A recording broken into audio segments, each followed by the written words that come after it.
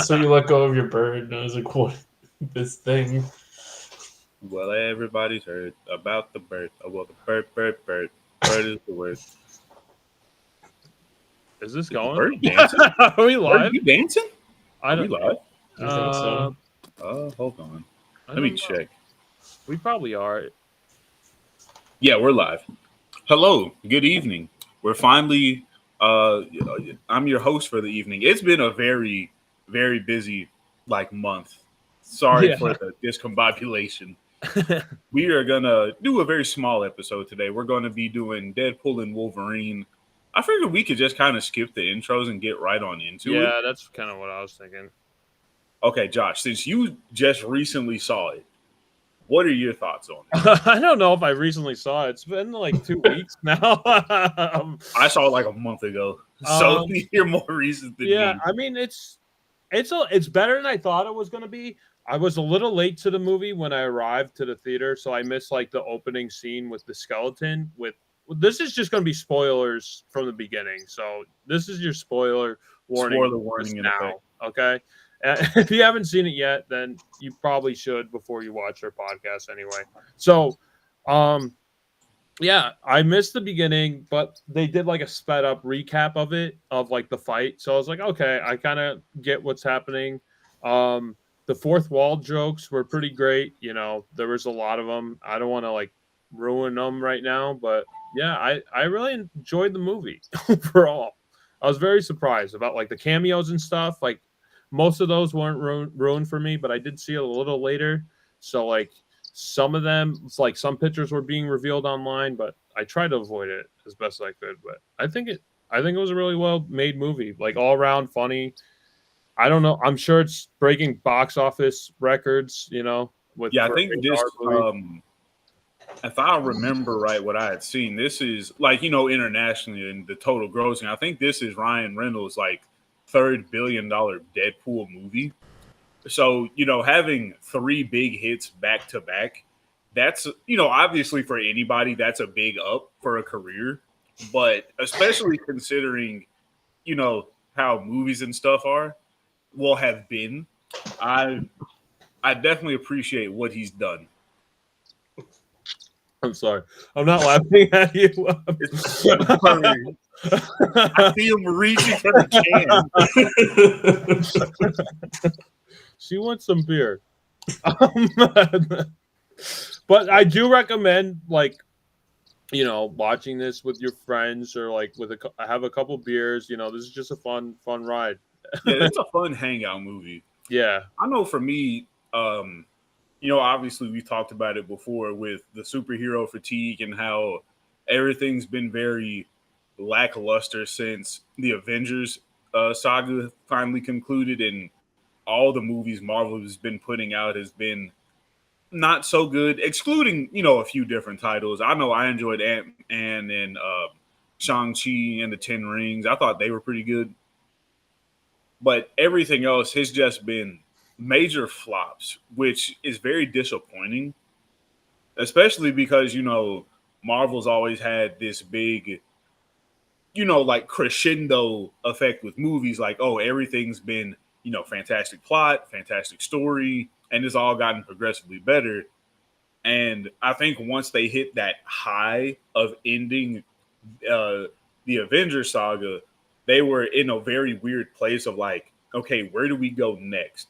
And obviously, there's been some issues that have happened, within certain movies as well, with actors, but we don't really have to get into that. That's more, like personal feelings and opinions. But for, just sticking with the theme of Deadpool and Wolverine, this was a much needed break, in my opinion, from the normal quality of movie that Disney's been trying to spoon feed us, especially with the fact that we finally got a rated R superhero movie through Disney. Yeah, I was honestly surprised how gory it is. It Yeah. would have been funny if they had the Disney logo before the movie played. That would have been amazing. Yeah. I was really expecting that. I was like, Kevin Feige, you know what we want. That would have been Come pretty on, buddy. funny. So Kathleen, get off your high horse. You know what we want right now. Yeah, that would have been really funny. But I kind of understand why they didn't do that. But yeah, the Disney joke from the beginning when like Deadpool like talks to the camera and like takes the boom mic and he's like, "I'm going to Disney." I thought that was really funny. And like they go to what's like the aftermath world or the desert world called, like where like the misfits go. What is it? Purgatory? The island of misfit toys, like where all That's basically what it was. where all the like superheroes that were part of Fox like kind of go to die, and they like literally Deadpool and Wolverine fight in front of a Fox logo. I was really laughing. Like That was funny. that was great. That was honestly the biggest highlight because from there, that's when all the other sets of cameos came in. Right. You know, we got Chris Evans as, you know, Johnny Storm again. Yeah. And I know love how some they people- set that up too. yeah, I know some people didn't like him as Johnny Storm back in the day, but even looking at it now, you know, when he was Captain America, I'm like, he was a good Johnny Storm. You know, it's just, it was the era of Fox. And the Fantastic Four movie back then wasn't bad by any stretch of the word. Like, sure, it could have been better, but it was also the early 2000s. Yeah, it kind of was like made of its time. Obviously, the Spider-Man movies were coming out at the same time, and those were like of quality. Like those are still really good movies.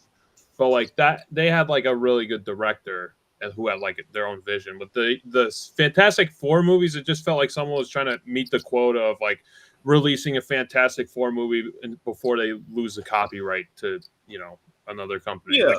Like Yeah. And that's also, you know, like with when, you know, they kept going deeper into, I'm just call it the trash heap because that's basically how they viewed it. You know, once they got deeper down the garbage trap, you know, they met Blade, Elektra, and we finally got to see Channing Tatum as Gambit. And I agree with what a lot of people have been saying online. You know, seeing Channing Tatum as Gambit, like, was it perfect? Not 100%, but he did a great job with the role. And I'm really upset that Fox pulled the plug way back when it did, like 2015, 16, whenever it was. I remember talk about it. And it's like the accent. If you ever met anyone from Louisiana, that Cajun accent was not far off in any capacity. And then, you know, obviously his action choreography with that was, to me, that was really good, especially considering like, oh, he hasn't had, you know, any time in the costume since the first like promo trailers were released before they pulled the plug for it. Yeah. And I think Ryan, it really speaks volumes for me that Ryan Reynolds was like, hey, let me call up all these people who never got a chance at their movie, a sequel movie, or, you know, like a legacy movie in the case of Blade. It's so bothersome because without those movies, you know, the Marvel cinematics, putting it very simply, they wouldn't exist today. Because when Blade came out, he was one of the first rated R like superhero movies. And it was, if you've seen any Blade movie, you know how bloody and gory it can get. I honestly still have to see Blade. I never seen any. You've never seen a Blade No, movie? no. I've seen parts on TV, but that's about it. Yeah, I had never seen it. I heard they're really great though. They are. Yeah, I heard. I don't know the context, but everyone talks about how Blade saved Marvel. Yes, that is a true statement because Marvel was going bankrupt right before the Blade movies were released. And so when they finally made the Blade movies and, you know, they cast Wesley Snipes, everybody literally flocked to the theaters to go see it because, you know, number one, we're getting, you know, obviously an African-American black superhero. And two, you know, he is a very, you know, he's not a kid-friendly type of person. Like, and I'll never forget it. The first part of a Blade movie I remember seeing is when the vampires are in the club and the sprinkler system cuts on and it's just raining blood and they're like, whoa, and they're just going crazy, just like just licking up the blood, licking it off each other. You know, it's a very it keeps the intensity, like it doesn't ever slow down. And then, you know, obviously later on in Blade 3, they had you could tell they were like, okay, we don't really know what else we want to do with Blade, but it was still, a very fantastic movie. Yeah, those are definitely on my list. Like, I mean, Halloween's kind of coming up, so I feel like those would be good to watch like I around think this so. I'm time. gonna have to make you watch Blade 1. Like Blade 2 is good, but Blade 1 is really what set the tone like way back when. Yeah, I'd definitely be up for that. That's definitely something like I need to see. And like Okay. especially with like his reveal in this movie, Mhm. like it was like such a big deal, and like I like how they all had their like kind of bows at the end. Even Electro, like that movie sucked. Even the Daredevil movie, no one liked, and she was in that. So like it was kind of nice. She had like a nice send off, and like Mhm. I think this is like Marvel's answer to two DC movies: Batman versus Superman and The Flash, because they Okay. fulfill and they do it right. They do those movies the right way. With Batman versus Superman, they actually like there's one fight and like there's no winner. With this, there's two fights. The heroes actually like have a conflict and like are battling each other out, and then they kind of figure out like at the end, that they're not really each other's enemy. They have to work together. But at least we get the fight. We actually see them clashing and like brutally stabbing each other with like Wolverine's claws and Deadpool's like swords, his katanas. Like it's like actually really intense. And Batman versus Superman, Batman hits Superman with a sink, and then they cry for their moms, and it's like not. Yeah. And And then that's something else. The yeah, chemistry from Hugh Jackman and Ryan Reynolds, that was something I never knew that I needed to see in my life. Like, obviously, they're both very great actors, no matter, what the role is going to be. But seeing Hugh Jackman play the classic Wolverine of just pissed off, angry, disgruntled, obviously depressed because if depending on, what timeline you go through, he's either trying to kill himself or he's mourning the X-Men that he couldn't protect. And then Deadpool is literally an ADHD crackhead. yeah, And both of them did have touching moments at various parts because especially when they were dealing with Charles Xavier's sister, and she was like, "If you just let me into your mind, I can stop all the voices, all the screams."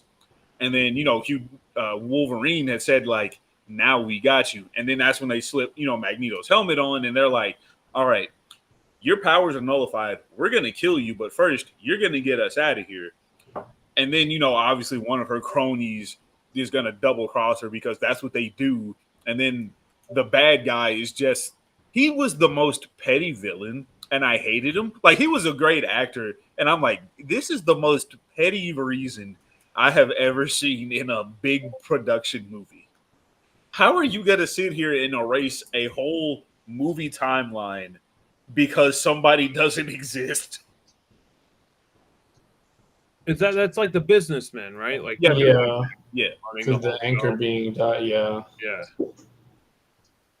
I like. Yeah, I liked how he was just gonna like completely like it was like a contract too. That's why Deadpool was gonna sign on to Disney and his whole world like gets deleted basically. Yeah, And that Yeah. meta undertone under it too, as which was cool. yeah. I don't want to jump the gun, but I also didn't. I don't know if they were trying to say something in the end by like saving the universe. Does that mean that like these characters are like still existing Yeah, in like Disney? yeah, that's what I'm wondering. Like, is Hugh Jackman? The big question is Hugh Jackman gonna show up in like more Marvel movies or like any of these I characters, think even Deadpool? Like, I feel like that would be like jarring. Like, imagine a Deadpool in like an Avengers movie is doing like his fourth wall jokes. I could see it maybe working if you get the right director, but like it would be such a Yeah, different tone, with like the yeah. serious Avengers stuff, and then like Deadpool just like breaking through that, and like joking to the audience, I class. I do think that there is or they're going through talks of giving Channing Tatum his movie with Gambit, bringing Hugh Jackman back as Wolverine. I know Wesley Snipes is much older now, and Marshala Ali's trying to be the next Blade Right. movie. What's happening with But that too? Yeah. the last I heard, they just lost either another director or another producer. So I think that's just going to be stuck They're where just it going to is. stop that production. I don't know. Like it's a very weird thing because it's so up in the air what's going to happen next and who's involved with it. And I can't speak on Elektra or the Fantastic Four just because Chris Evans it was Captain America and they finished out his contract. So if they brought him, well, I can't say they wouldn't bring him back. They did that with Robert Downey as Doctor Doom. And I have that's weird too. Like, what is going on? I Like, don't want them to do that. They can't. I have very strong feelings that I'm gonna save for another time about. It seems like they're gonna like take their whole like palette of paint and just mix it all together and just see what the fuck comes out of it. Like, whatever, And it was speaking on the Robert Downey decision. It's like I said before with some coworkers who started with Iron Man back in 2008 all the way up to now. They know that Robert Downey was the face for the cinematic universe for so long that they need something to bring people back. And, Disney is known as the second chance company because, Robert Downey had his legal troubles back in the day. He was, had his other issues that he had going on. And, they gave him his redemption and he essentially brought them hundreds of millions and billions of dollars. Right. Well, the first Iron Man wasn't owned by Disney yet. I forget when they bought Marvel, but it was after the first Iron Man. Yeah. And it's like, I understand everything that happened with, Eric Majors, but also on that flip, y'all can't give him the same redemption that y'all just gave to Robert Downey. And that I know for other people of color, that was a very big, sour taste because Ant-Man and the third Ant-Man movie, I forget what it's called, Quantum Mania or whatever it was. Oh, yeah. That was a very successful movie because, you're bringing in Kang the Conqueror. He is like one of the ultimate bad guys in Marvel's, the hierarchy of things. And you just kind of said, yeah, we're gonna let you go, and we're not gonna bring you back, and we're gonna everything we have planned for you, we're gonna change into something else now. So I know personally for me, if I watch any other Marvel based movie that's not Deadpool, it'll be only because somebody wants to see it, or obviously it'll be for the podcast.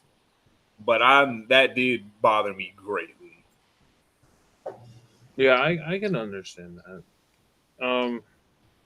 I didn't have too many problems with the movie. Though, well, to go back to my other point, like how this is an answer to the Flash movie, as well, because like this one has all those cameos from like back in the day, like the Fox characters and like obviously Blade and the Gambit movie that was never made and Johnny Storm, etc. Like in the Flash movie, they had Michael Keaton, and then like at the end they just threw like CGI Superman, and like here you go, here it is. It's like okay, it didn't really Nicolas Cage. Yeah, and like each character served the story, and it had a point to like being in the movie. It wasn't just like here they are, and that's it. So like I liked that. It was like tasteful, and it actually like worked for the film. And it made sense to the plot of things, right? And I'm glad you brought that up because it really seems like when they were making this movie, Ryan Reynolds knew who he wanted and how he wanted them to be portrayed. And he also gave them, obviously I'm not going to say 15 minutes of fame because that's very demeaning to them, but he gave them their 15 minutes, on screen to air out their grievances of how they were done dirty. Yeah, and it's a nice way to end it too. Yeah. Because, it brought up an open door like, hey, we know Fox did this. We know we're like this. So let's meet in the middle so it doesn't happen on both sides again. and those gates kind of opened with like Tobey Maguire and Andrew Garfield being in Yeah. like, the Spider-Man movies. So like now it's like open season. Like anybody could be in these. Like they could get they should get Lou Ferrigno in there I somewhere. wouldn't mind if they brought Lou Ferrigno in. That Honestly. would be pretty fucking awesome. I mean, he's still big. He still It would looks be good. kind of tough, but they could do something.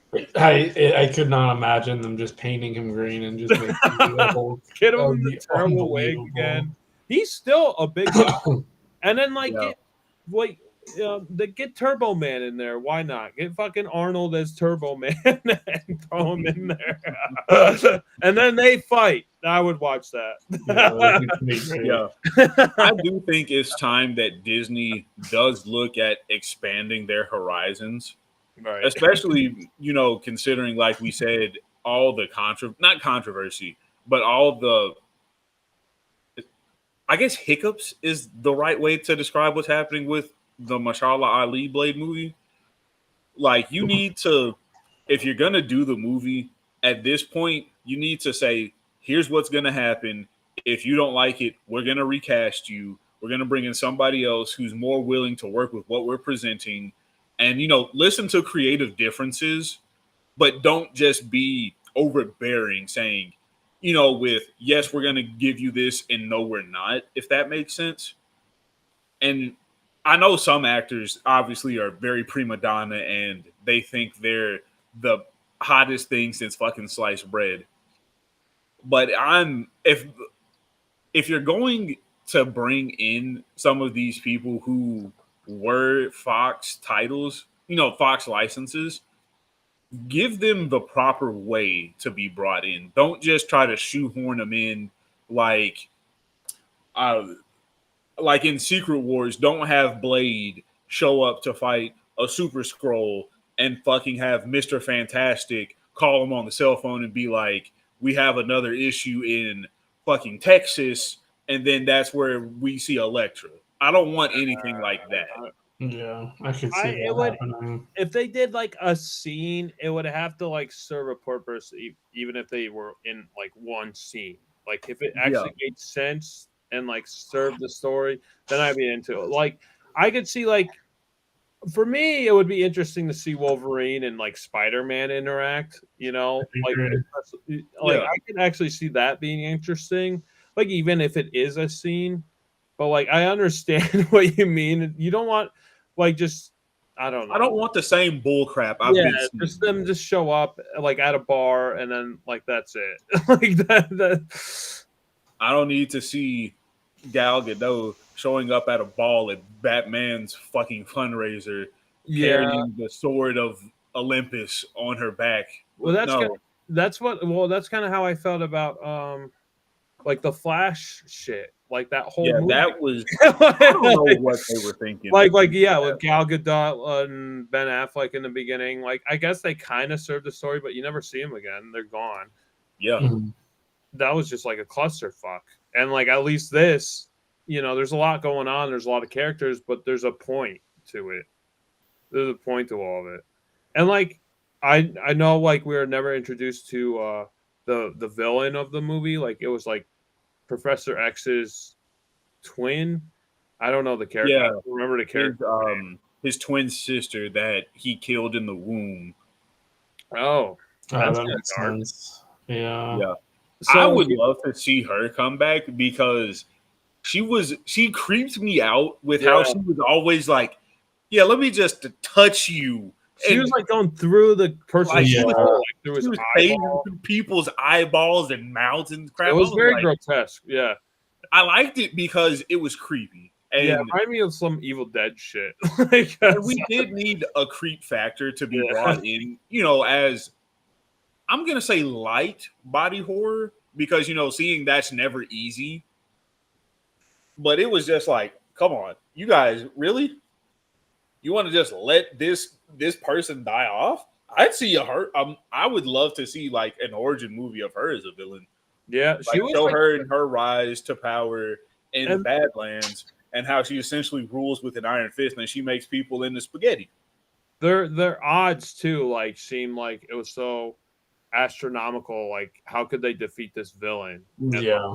Yeah. it was kind of cool. What did they do? They like held hands together and the power core blew up. What did Yeah, they? they essentially yeah. made a short circuit by combining like the two different like power supplies, and they just essentially overloaded everything, and they wiped. Oh God, I really wish I could remember her name because she was a great actress, and they essentially just caused a fuse to blow, and it ended up making like an implosion and killed the Professor X's twin sister.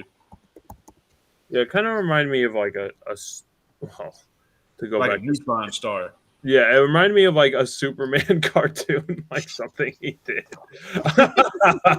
I'll show you the image, and you'll go like, okay. I'm not saying they stole from it, but it just reminded me of it. Let's see if I could find this thing. Here it is. Wait, that's not it. But Tony, I know me and Josh have been talking a lot. What are some of the your opinions you have for the movie? I thought it was really good. I thought it was interesting. They leaned into obviously it's Deadpool, but like the whole story was based around the meta aspect of Marvel and Sony's interactions, which I thought was really strange because it's like the first and second movie had like normal plots, like not normal, but you know what I mean. Like it's like nothing of this grandiose scale. Yeah, and I thought it was interesting because I went with my girlfriend and I was like, did you actually enjoy that movie? Did you understand what was going on? Because she doesn't know any of the Marvel Fox stuff. And she was like, yeah, it was fun. Really? Yeah, and she was like, yeah, I enjoyed it. Yeah, it was cool. She doesn't understand like any of like companies buying each other. Like I feel like that's such a niche thing that like not every general audience member is gonna like know of. So I think it's interesting that like they chose to go that direction. And it's like it means so it's like so much more complicated than for certain audience that like knows the business side of Disney. It's like very interesting they decided to do that. It's one of those things. If this movie was, to me, from not from an entertainment standpoint, but from knowing everything that happened with Fox all the way into Disney, this is a 10 out of 10 experience, calling both of them out for their BS they've done over the years. Yeah. And also the fact that they know Ryan Reynolds is going to have his way because, as an actor, he literally made 3 phone calls and maybe 4. I don't know if him and Chris Evans are good friends or not, but he made 3 legitimate phone calls and was like, "Hey, I got a role. You want it?" And everybody was like, "Yeah, I'll take it." Like, I'm quite sure it was a funny conversation to be had. But did Ryan Reynolds like produce this? Like, how much like a whole hand did he have in it? I'm sure. I know he had quite a bit to do with it. I know he did with like the first 2. I know he recruited Wesley Snipes for sure for the movie. Okay. Because Wesley did an interview, I want to say maybe 3.5-ish weeks ago. And it came out that, he got a phone call from Ryan Reynolds. And I think Channing Tatum also said, he got the call as well. So I think he had, both hands selectively, crafting the pot that he wanted. Oops. Oh, I just wanted to show that picture while I found it. No, it's super tiny. Okay, I can kind of see it. Yeah. I can see it. That's like that's basically what it was. Yeah, that's like from the 40s cartoon. I'm just saying it just remind me of it. I'm not saying it's anything else. But. Yeah, Ryan Reynolds was one of the producers, and he helped write it as well. So he was very much involved in all the aspects of this. That's cool. Jesus Christ. This thing had a budget of $200 million? I could see that. Yeah, I could see that. It's grossed $1.216 billion. He's made his money back in quadruple. That's crazy. But that just goes to show people want something outside of the rinse and repeat. Wait, how much did it cost? $200 million? Oh, Jerry. Oh. Oh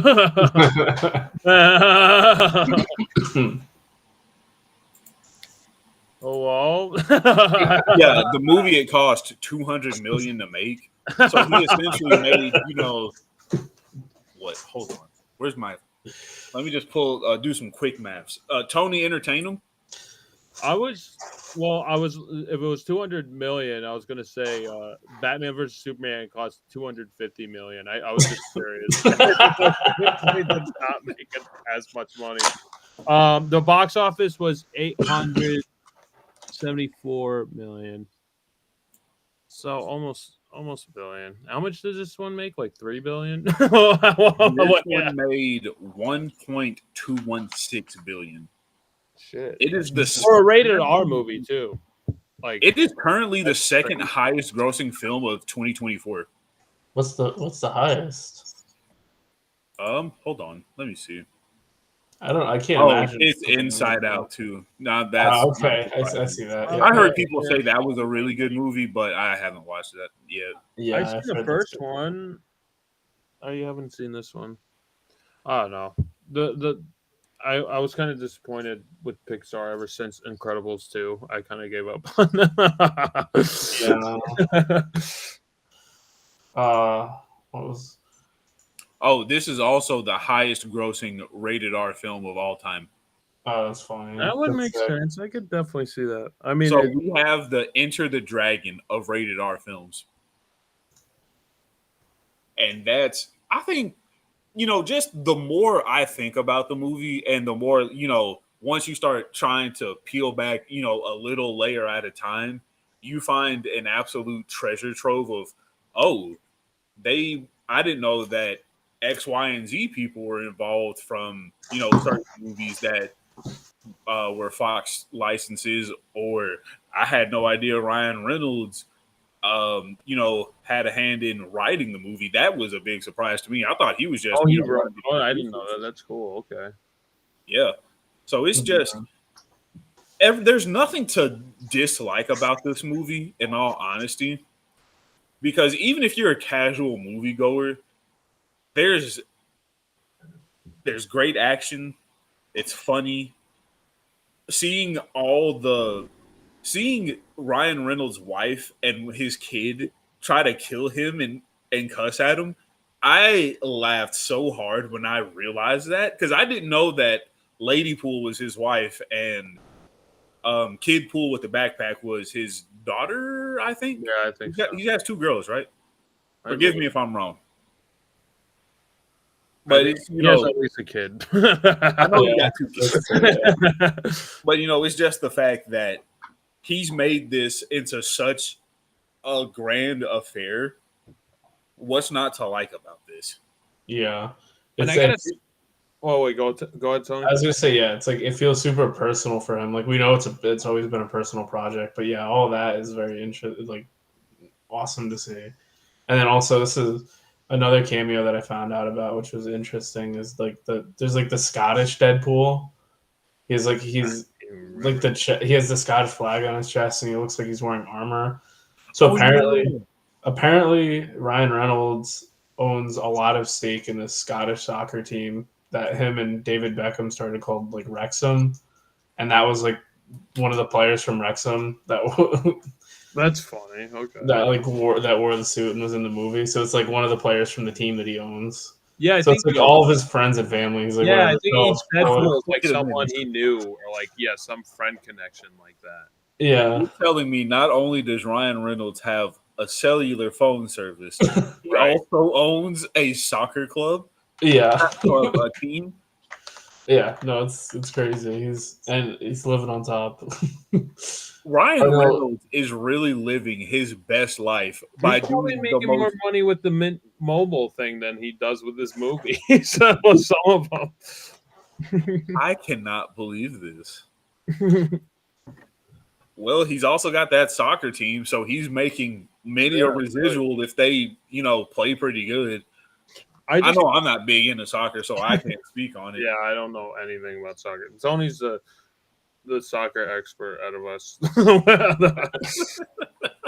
I wanted to say too, to like kind of piggyback off what Jerry was saying with like the fight scene with all the Deadpools, like when they like it was like one shot. That I mean, I know other movies did it, but like it looked amazing. Like how it's just like it looked like a comic book panel because it was like on the side like view. Yeah, Of it was that side profile, and Yeah. it was just a continuous flow of Mhm. just action. And they were like, I felt like you could see where the storyboard was and like how the comic book like would play out, like with the like arrows like going through the the bus and everything. And then when like they lunged at the camera and Wolverine had like the mask on and he's fucking doing the Wolverine like stance with like his like basically yelling at the camera, like that was awesome. That looked like straight out of comic book. You could just put that right on a comic book page. That could have been the poster. That looked fucking amazing.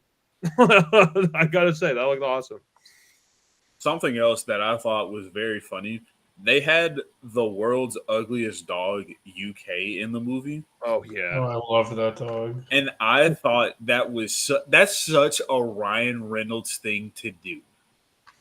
Like he really went out of his way to get this dog in a movie, and he called it a little. What did he say?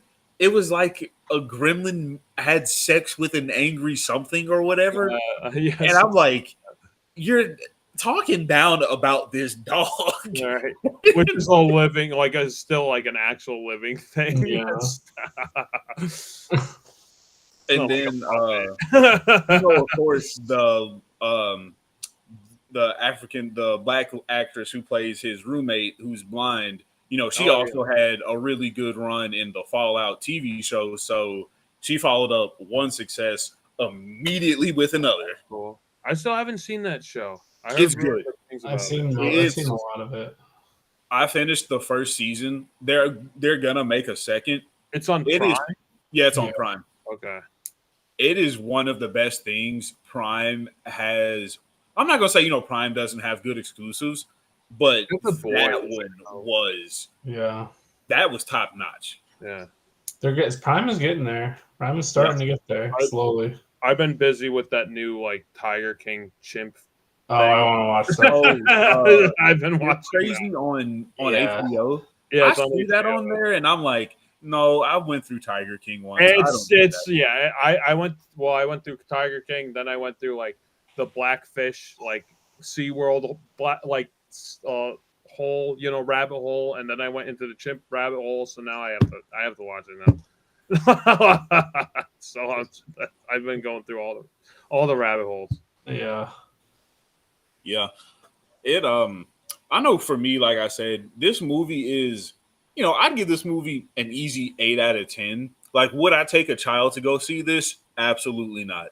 I wouldn't even take a teenager. Like, I would only take an 18-year-old to go see this movie just because of, like, Deadpool has a certain essence to him, if that makes sense. And even comparatively to the first two movies, this is way above the top of what we got. Yeah. So both script and movies are solid movies wise. too. Yeah.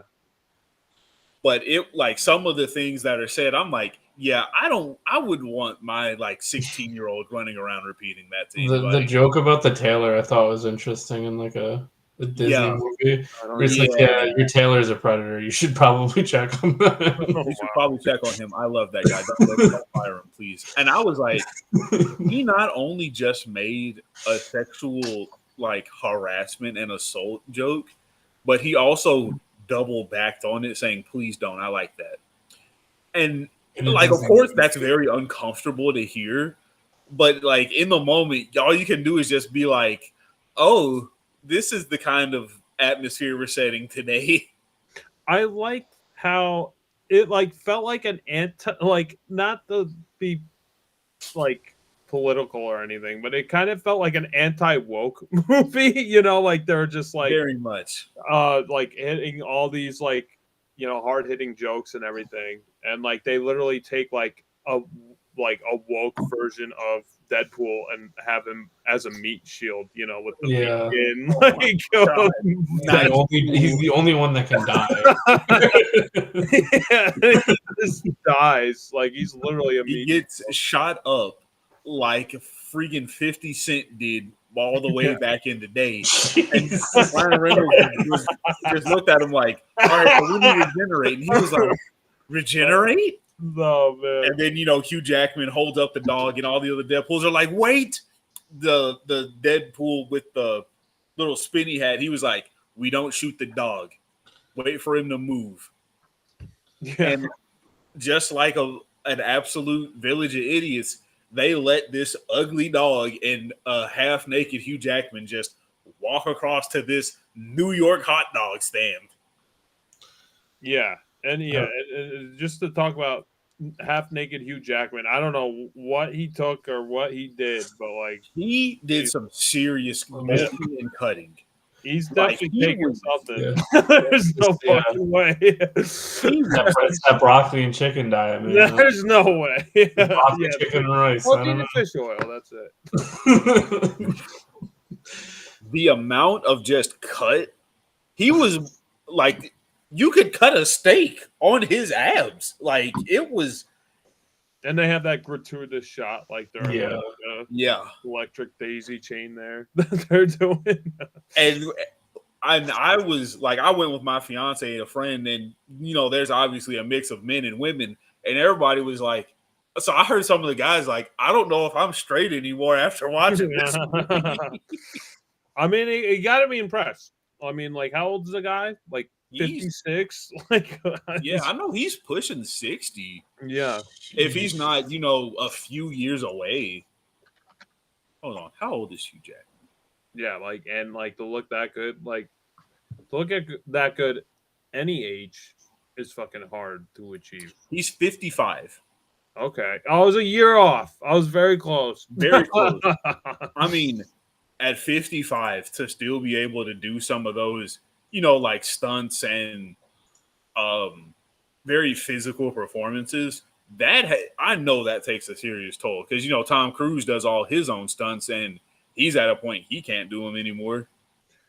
My request for future Deadpool movies, if they hire comedians to be the other outlandish costume characters, even if it's a cameo, like Adam Sandler as a villain or something, that would be kind of funny. I would. Who I would love to see more? I would love for them to get what's his name? He was in the Dukes of Hazzard, and he was the voice of Lightning McQueen. Owen Wilson? Owen Wilson. I would love for them to get Owen Wilson to be a Deadpool movie, and the first thing he does when he turns in his chair is go, "Wow." Yeah. Yeah. I need that one good time. He's in the Marvel universe too. Oh yeah, he's in. Yeah, he is. He's who is he? He's part of the TVA, right? I haven't watched any of the TV shows. I tried watching WandaVision. I think I was almost done with it, but I was like, it's a good show, but I don't watch Disney for their TV shows. I'm one of those. WandaVision, I feel kind of started to fall apart at the end. It was pretty cool. Honestly, yeah, I watched most of WandaVision and I didn't watch the last episode. It turns into just a fight in a city episode. It's that's kind of how I felt. I kind of knew how it's going to end, so I just stopped watching it. And then I know Loki is one of the better Marvel TV shows. Yeah, that's what But again, it's one of those things I don't need Marvel to try to get into DC's territory of doing TV shows. Because for me, a DC TV show will always be better than certain Marvel movies. And, certain Marvel movies will be better than a DC TV show. Because when a DC TV show is done right, it's basically like watching a movie, but you get way more than, a standard runtime. Yeah. That's true. And I don't know what's going on with DC now with their shows. I feel like they kind of stopped. The last thing they're having was that Superman Lois show. And then we have the Amazon show that I've been watching. What Amazon show? Batman cartoon. Yeah. Batman cartoon. I I heard guess- from I some guess we people could it was get good. I heard from others it wasn't all that good. I didn't really care because I'm Batmaned out. I don't need to watch I any more re- Batman. I really like the art style. I gotta give it a chance. I gotta watch it. Like the art style, I like how they go back to the 40s. I don't know why they changed the Penguin into a woman. That kind of threw me off. So that's why I haven't really watched it. I was like, why? Yeah, they kind of do that with all the characters a little bit. They kind of try to tweak them and make them a little different, which I don't know. Like I would be more forgiving of that if it was like a modern time Batman, but it's like set in the 40s, so like you have those classic comic book looks for those characters. Like, why go off track from that if you're gonna Yeah, be like set in like classic Batman? Like, if you're set classic Batman era, then your characters gotta look like classic era villains, and then they switch it up. I'm like, what is this now? You know? If they did a modern take and like switched up the genders or whatever, and they wanted to do their own thing, then I would have been fine with that. But you know, they didn't. Yeah, it just. I think DC is really in a stagnant place. You're right, Tony. You're like going into the dark side. Oh, yeah. Wait, you know, I think DC, like I said, is in a very stagnant place. Because, you know, we watched Blue Beetle, obviously, and we said, like, this wasn't a horrible film. It was actually better than, you know, what a lot of people said about it. And I still haven't watched fully the last Aquaman all the way, but I didn't even bother with that. Yeah. I was like, I enjoyed this because it was from a character who's always been, you know, in a side plot in the cartoons and whatnot, finally getting his chance at the big screen. And I was just like, wow, this is dope. Give me more of this. Like, give me maybe not Teen Titans. The Teen Titans cartoon and what they gave us also in Young Justice, that was great. I still need to finish the last 2 seasons of Young Justice, but that first season, that was whoa. I only seen a little bit of that show.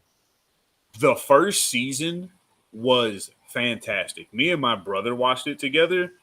You talk about, like, it's like you're getting Teen Titans, but it's going like way more into like the accurate lore for some of the characters in the comics, because they're Superboy, obviously, and like this is going to be the one spoiler I give you. And you know, obviously he's half human, half Kryptonian, right? And you know, he was trying to figure out the whole time, like, okay, well, if I'm half Kryptonian, where's my human half comes from? And then he figures out, like, oh, like then you know, Lex Luthor shows up like fucking Uncle fucking Big Daddy Warbucks is like, yeah, I created you. Half of you comes from me, boy. Yeah. And then Superboy meets the more deranged version of him that's, I think, like 60 or 70% Kryptonian. And it's like he's got, and I don't mean to be graphic, it's like he's just running on pure testosterone. He's just pissed off and angry all the time. And he beat the ever-living snot out of Superboy. And then Lex Luthor shows up and gives him like these suppressant patches to tone down the human DNA and give him more Kryptonian. And that was the only way he was able to fight back on equal terms. That's pretty interesting. I know, like that. I knew that was the backstory. Like, it was half Superman's DNA, half Lex Luthor's DNA, and then I guess like they kind of do that in Batman vs Superman with. No, we'll just not talk about that movie. That's a whole other episode that we'll never do, but it'll be in the horizon. No, I'll suggest we have to do it at some point, but that's going to be a long time. But you know, just kind of to wrap up Deadpool and Wolverine, because we've really said a lot of the highlights on what we really liked on it. So I'll kind of, you know, just conclude, you know, a couple more final things that I have been sitting on, you know, just thinking more about it in preparation for tonight's episode. It was something that was said toward the end of the film that Wesley Snipes said, and it was the fact that he said, while riding in the Honda Odyssey minivan, I'm going to be the only Blade, motherfuckers. Yeah, Yeah, that's what I'm That I confused. remember really, that. Yeah, like, watching it in the moment, I was like, oh, that's a great one-liner. But thinking on it, like, Right. outside of the movie, I'm like, no, what he said is holding a lot of weight, because at this point, if the Blade movie happens, it's gonna suck, and if it doesn't happen, they're just gonna pull the plug. That's what I feel because he said that line. It's like Yeah, I'm fucking confused. I don't know yeah. what. and then just also the fact that we as the end credits were rolling, we got to see some of the old behind the scenes footage from the X-Men back in, I think, like 2004 and whatnot, and we got to see Ryan Reynolds say, like, in the future, I'd love to play not Wolverine, but Deadpool, because he's the kind of character that I've always liked reading about, and he's somebody I think I would do a good job playing, which, he has grossing, what, $3 billion something dollars across all three movies. And also seeing the actress for Elektra, I would love for her to get a fair shot at a decent movie, just because I think she could still pull it off. If she, I would be interested in an Electra movie if it was like an anti James Bond.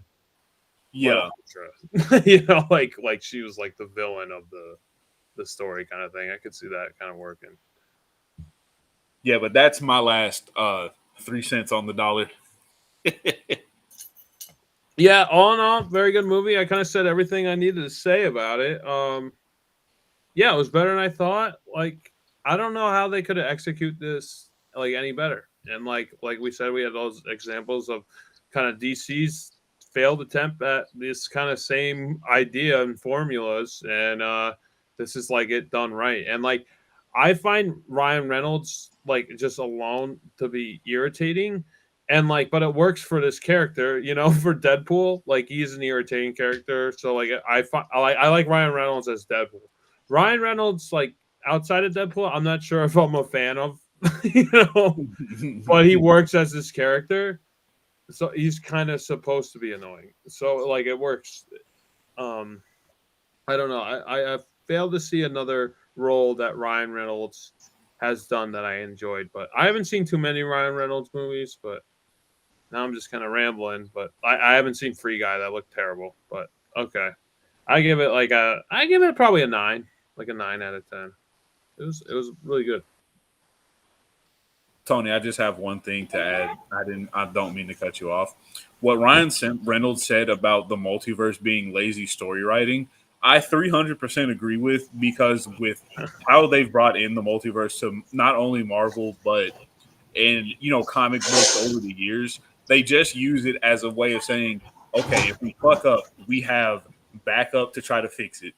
And stop using the multiverse as a way to save your poor fucking writing.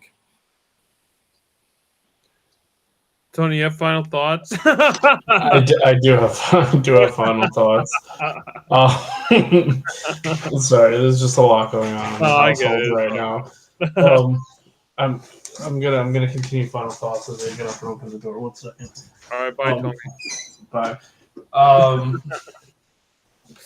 Yeah, no, I think yeah, I very much enjoyed Deadpool 1. Deadpool 2, I kind of started to get sick of the character, and I really think that the duo of Deadpool and Wolverine really brought it back for me, because like I watched that movie, I was like, do I just not like the humor of Deadpool?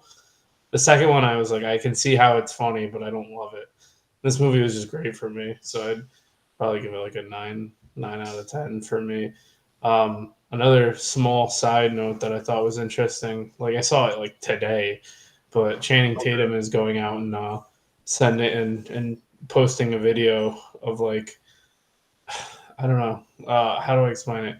He posted a video on Twitter or something where he's like, yeah, this was in one of the screens in the background of the TVA, and it was like a scene that was like part of the movie where it's like, oh yeah, I did see that. I didn't watch it, but I saw it. The thing he's basically just like he's like, it's like a deleted scene, but like he said it was, when they go into that like Time Variance Authority and you can see all the screens in the background. Yeah, he posted it and he was like, I don't know if anyone noticed this, but this was in the background on one of those scenes.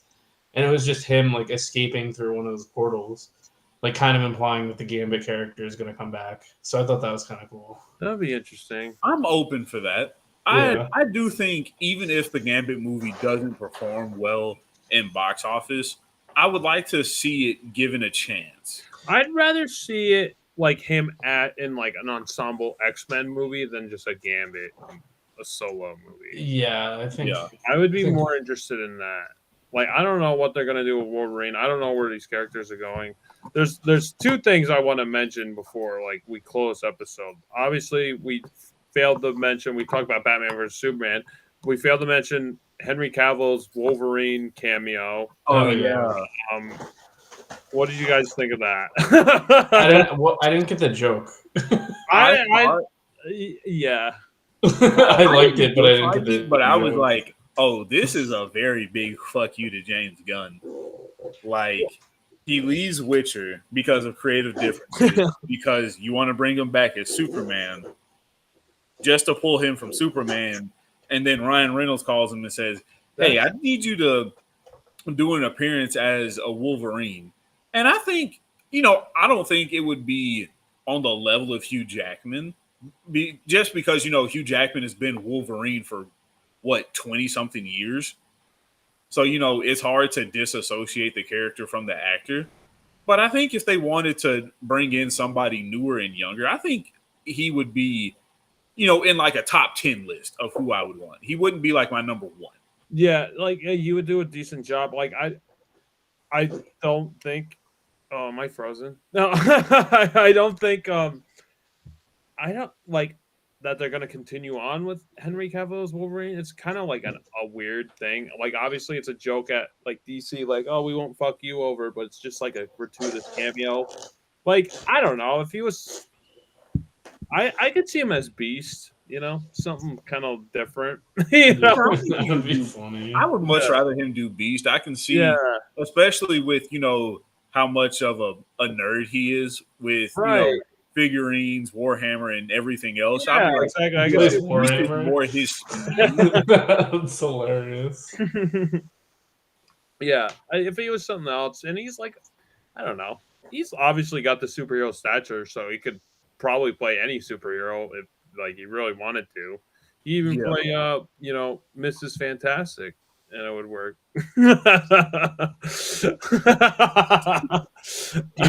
Are they continuing with John Krasinski as Mr. Fantastic, or was that just no? They got what's his name, Pedro Pascal. Yeah, Pedro Pascal is going to be Mr. Fantastic. Yeah, but it's going to be set in the 60s. I don't know what the fuck's happening. I thought that was weird because I was like, oh, they're bringing the guy from The Office to be Mr. Fantastic. That's cool. Yeah. But then they flipped it to Pedro Pascal. Not that I have anything against Pedro Pascal. I think he is going to do an interesting job as Mr. Fantastic. I'm going in with some hesitation. But it's it's one of those things where it's like, okay, Disney, let's make up our minds, please. Yeah, exactly. They're just having like every character be played by anybody. Like there could be like 2 Captain Americas. I feel like this kind of goes back to what we said about the multiverse being lazy. It's just it feels like there's some interesting storytelling you can do with it, but it also lets them get away with like, oh, we can cast this guy as this person for this one thing, but it's like, oh, it was in a separate universe, so like who cares? It doesn't matter anymore. Yeah. Like because you gotta ride that line. Because like Krasinski was him in the Multiverse of Madness, and they did whatever the Marvel Illuminati, and they can just be like, oh, well, that was a different universe. Like I don't know. Right. It's like if you can write yourself out of a corner just by like going to a different universe every single time, it's like a little worrying. Like where's the stake? Yeah. Where's the universe where Michael Jackson actually got to play Spider-Man? Where's that? That's 437. You say that like that was a conversation. Was that something that almost happened? That was a conversation. It was something he was going to buy Marvel like in the 90s, like before. That was a very serious conversation. Yeah. I think I don't know. I mean, how Michael Jackson moves and how Spider-Man moves, I could see that working, but that's about it. Like just the the kind of like slick movements, but that's it. Not the voice, not anything else. Can you imagine? Can you imagine how the Marvel universe would be today if Michael Jackson's estate owned Marvel? Like, what? I think everything would just be stuck.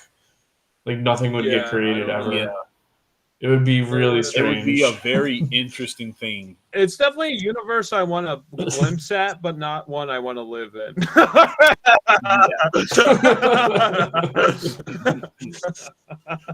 I think to just continue on with Spider-Man, I think he was almost Jar Jar Binks as well. He was Jar Jar. He was almost. I think he was going to be cast as Jar Jar, but like he didn't want to be like. He wanted to be shown on screen like in a costume or something, and they're gonna go CGI, so he didn't want to do it. I'm just thinking of like the voice of Michael Jackson saying Misa. Misa. Instead of Lisa, it's going to be hee hee. Misa Cha-Cha. I'm just imagining that He has a dance. Fucking. And then when he fights Darth Sidious, he just moonwalks away from the fort. Yeah, just picturing him on the Jedi Council and the end of episode 2 where it's all the Jedis like fighting in the pit and it's just him moonwalking around all of them. Like he's just so out of place. Force powers is like moonwalking and shit.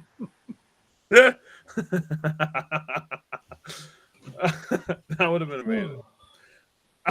I'm sorry. Now we're like derailing, but that's the episode, everybody. That's the alternate universe. Yeah. Yeah. Thank you for watching. What do I say? Sending you off, up and away. Until next BatYard's finest episode. Guiding you all with Green Lantern's light.